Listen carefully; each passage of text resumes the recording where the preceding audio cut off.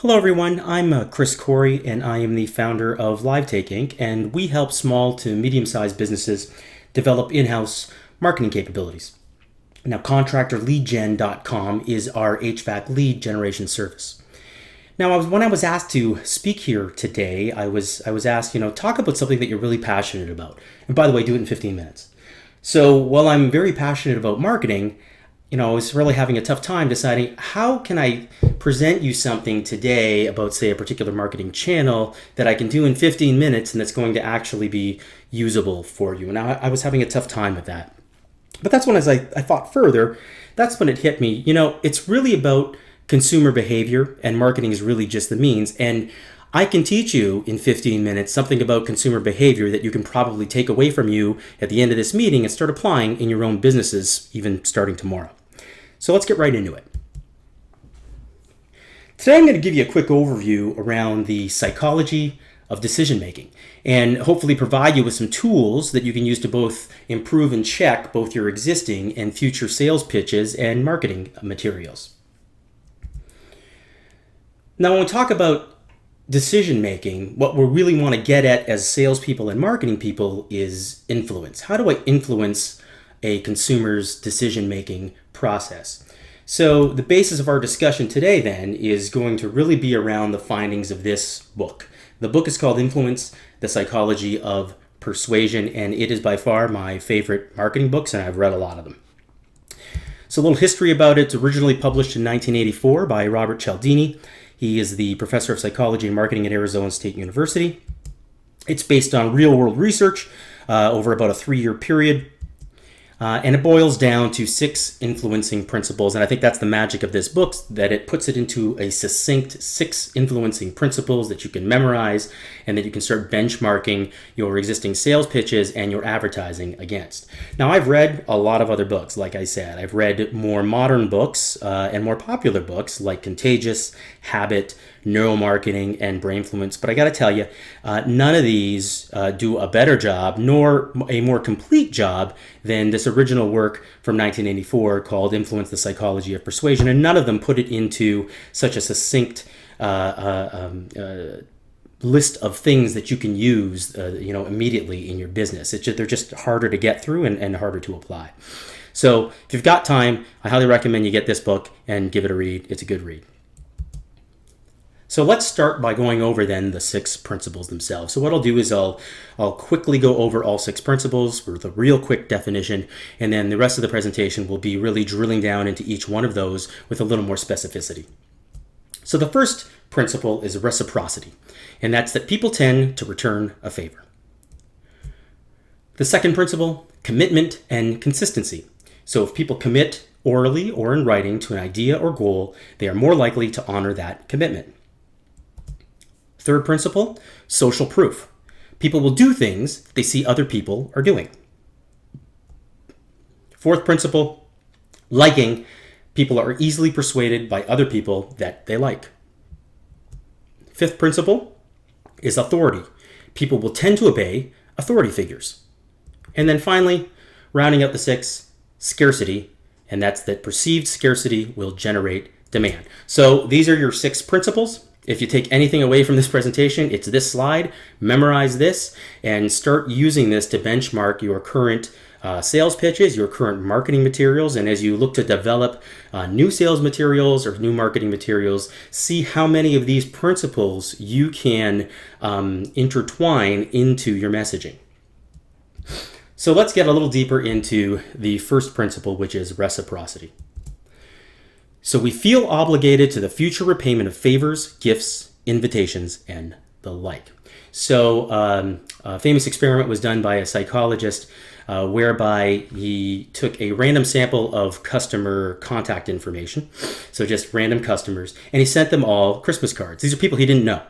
He sent them Christmas cards. And what he found was a vast majority of them actually sent him a card in return. And again, like I said, he didn't know any of these people.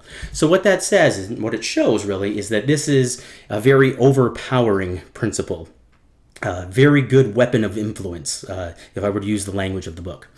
So it's a strong one. Secondly, it enforces uninvited debts. So what that means is that nobody asked for the gift. If you give a gift to somebody, even though they didn't ask for that gift or weren't expecting that, they still subconsciously feel indebted to you to return that favor.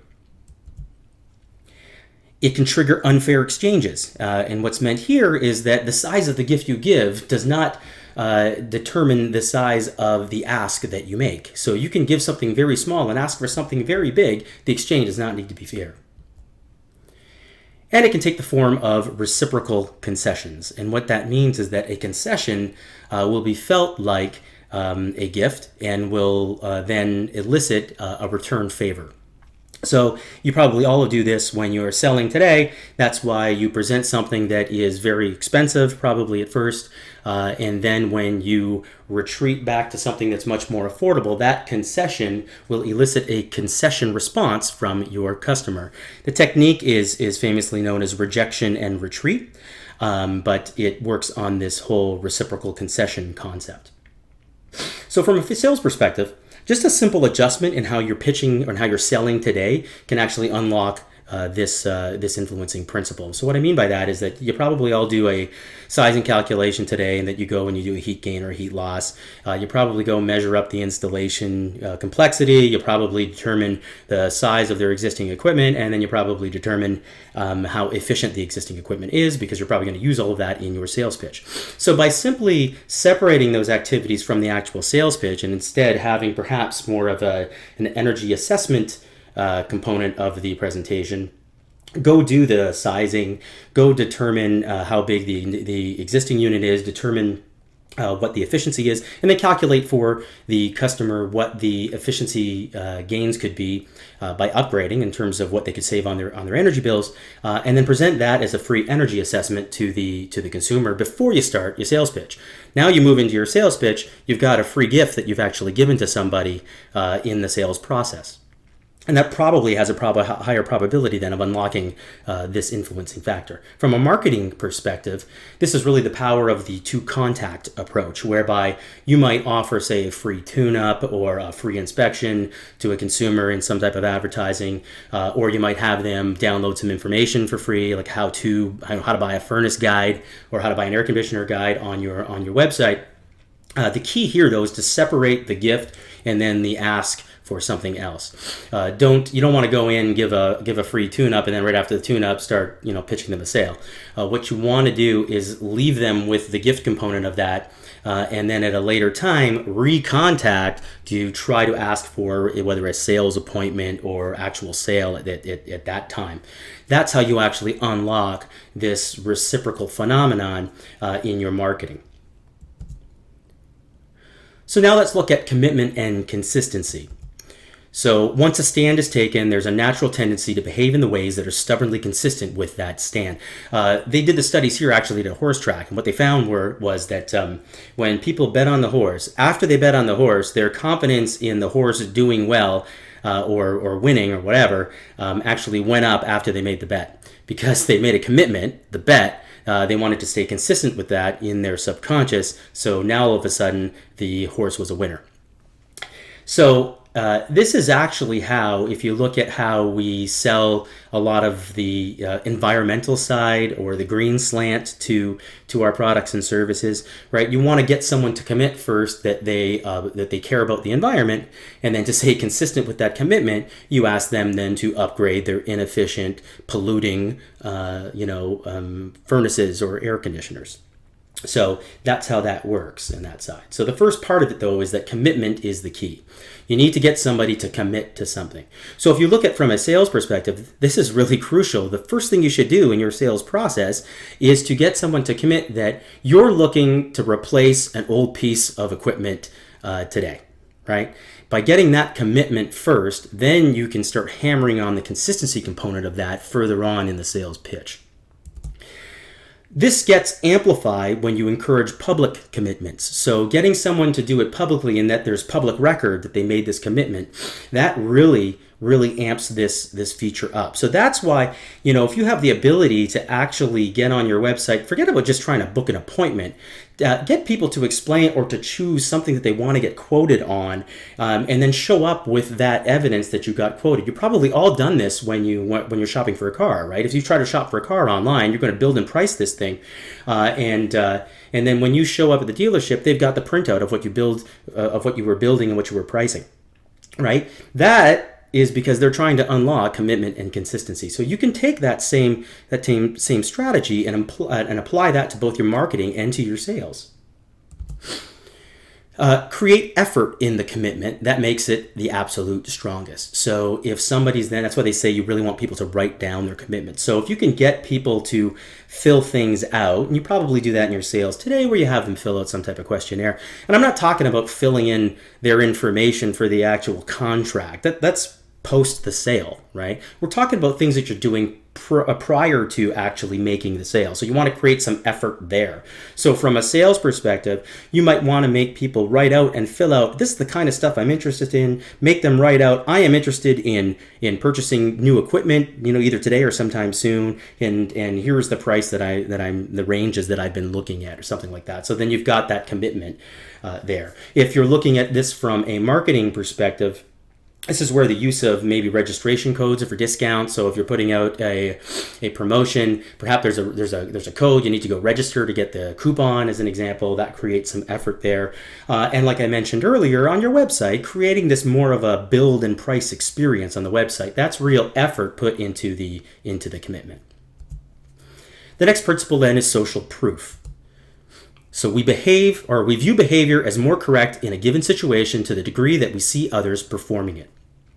I'm going to use a lineup as an example here. How many times has this happened to you where you see a lineup to say go pay for something or to go buy a ticket or whatever, and you get in that lineup because there are other people in that lineup, only to find out that you didn't need to be in that line, that these other kiosks or these other registers were actually open, but just people were not lining up there. But we tend to go to where the line is, and that's social proof in effect in those cases. So the types of social proof then, there's experts. So experts endorsing something. You'll see this a lot, say for toothpaste, where 9 out of 10 dentists approve or whatever.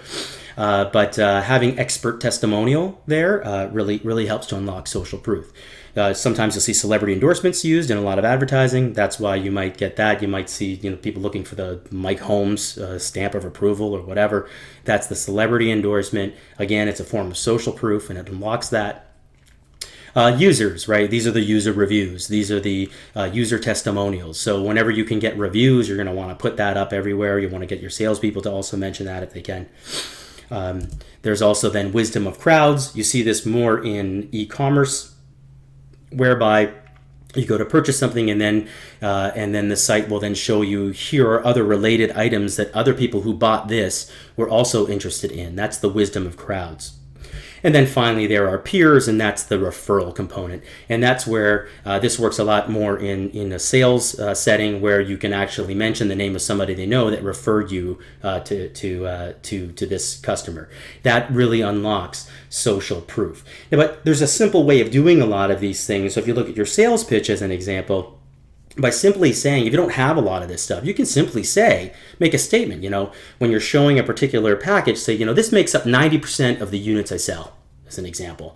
Or you might say something like, we've already installed 10 of these models in this region alone. That's a form of social proof that you're providing to the customer.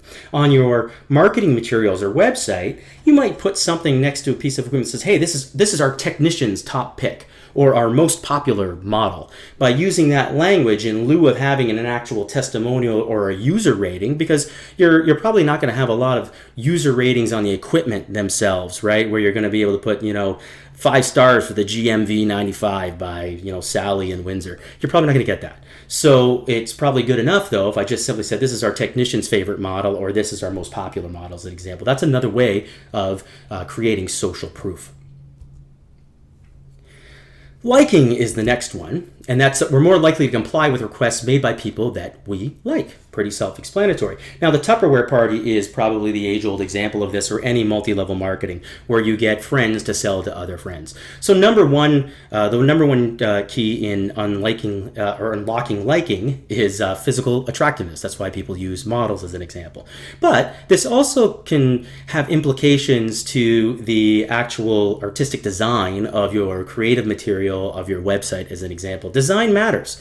How clean and how good that thing looks. That actually unlocks liking with your customers. So the attractiveness of your physical website, as an example, matters. Next, similarity, in that people tend to buy from people who look and act the same way that they do.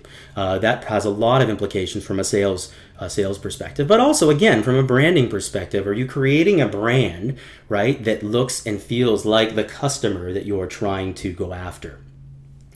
Next are compliments. Very self-explanatory. You probably think that's only good for or only applicable in a sales setting, but it's not. A compliment might be in the wording in your marketing. It could be something as simple as, value-conscious customers like yourself all like the blah, blah, blah, blah, blah. But that type of language is, in essence, a compliment to the reader.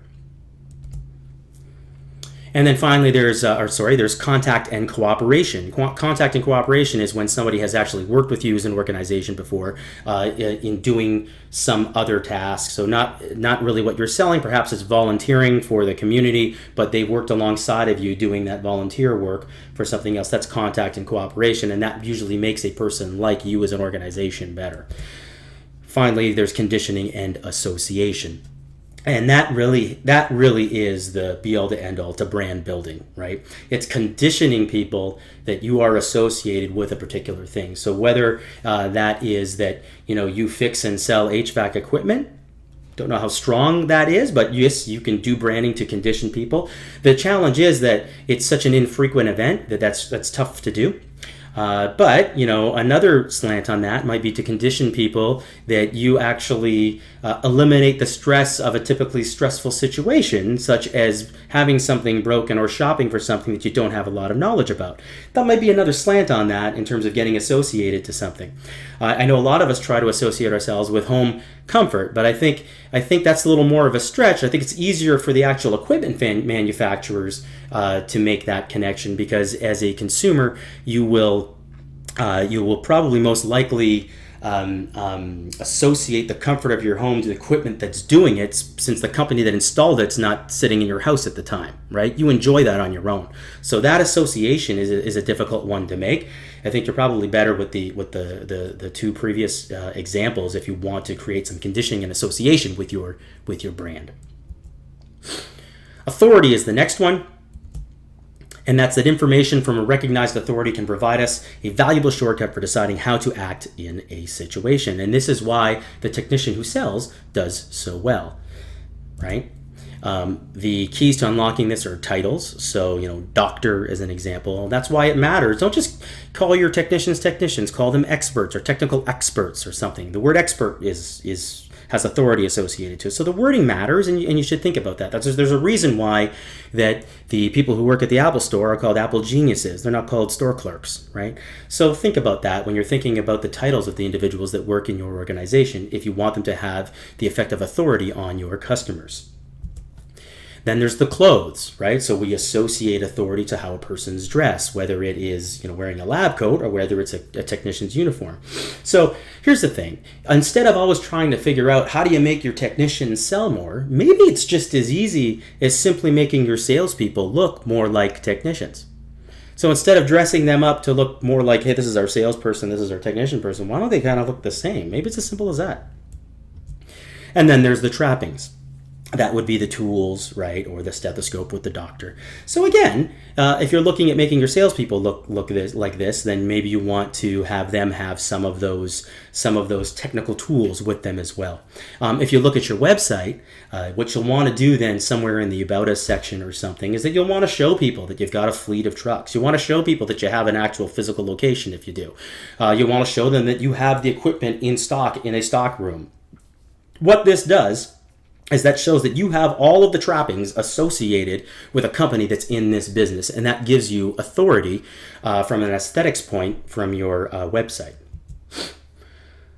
Final principle then, scarcity, and this is probably the easiest one, and that's that people attach more value to things that are few in quantity. So limited number, as an example, that's the simplest. But don't just think of that as the physical assets like the equipment that have a limited number. This can also be your appointment availability, right? I think window companies are pretty good at this.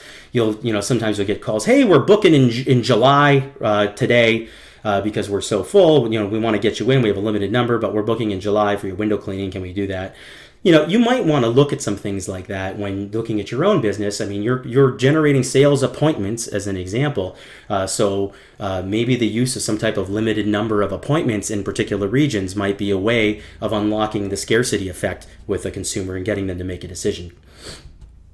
And then finally, there's deadlines, right? So limited time. So just make sure that all of your promotions have a deadline and that they do expire. That will make them more powerful.